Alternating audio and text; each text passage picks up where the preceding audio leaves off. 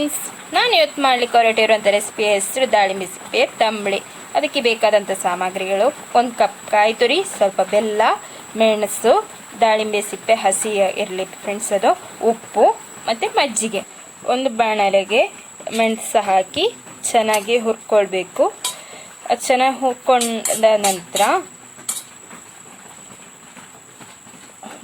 ನಂತರ ಅದಕ್ಕೆ ಹಸಿ ದಾಳಿಂಬೆಯನ್ನು ಕಟ್ ಮಾಡಿ ಮಿಕ್ಸ್ ಜಾರಿಗೆ ಹಾಕಬೇಕು. ಮತ್ತು ನಾವು ಹುರಿದಿಟ್ಟಿರುವಂಥ ಮೆಣಸು ಮತ್ತು ಕಾಯಿ ಸ್ವಲ್ಪ ನೀರು ಹಾಕಿ ಚೆನ್ನಾಗಿ ರುಬ್ಕೊಂಡ ನಂತರ ಒಂದು ಪಾತ್ರೆಗೆ ಹಾಕಿ ಅದಕ್ಕೆ ಸ್ವಲ್ಪ ನೀರು ಮಾಡ್ಕೊಳ್ಬೇಕು. ಸ್ವಲ್ಪ ನೀರು ಹಾಕೊಂಡ ನಂತರ ಸ್ಟವ್ವಲ್ಲಿ ಇಟ್ಟು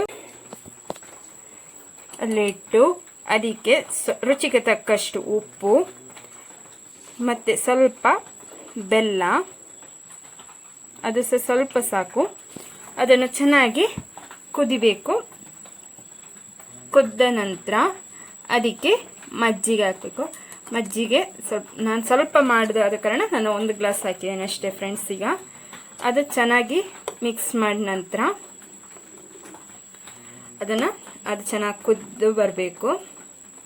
ಕುದ್ದ ನಂತರ ಅದಕ್ಕೆ ಒಗ್ಗರಣೆ: 2 ಸ್ಪೂನ್ ಎಣ್ಣೆ, ಸ್ವಲ್ಪ ಸಾಸಿವೆ ಮತ್ತು ಮೆಣಸು,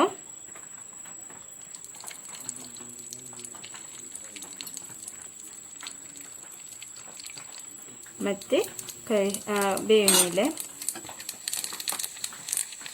ಚೆನ್ನಾಗಿ ಇದು ಸಾಸಿವೆ ಸಿಡಿದ ನಂತರ ಒಗ್ಗರಣೆ ಹಾಕಿದ ನಂತರ ನಮ್ಮ ಮಾಡಿದಂಥ ತಂಬಳಿ ರೆಡಿ ಆಗುತ್ತೆ. Thanks for watching. Please share, subscribe and like.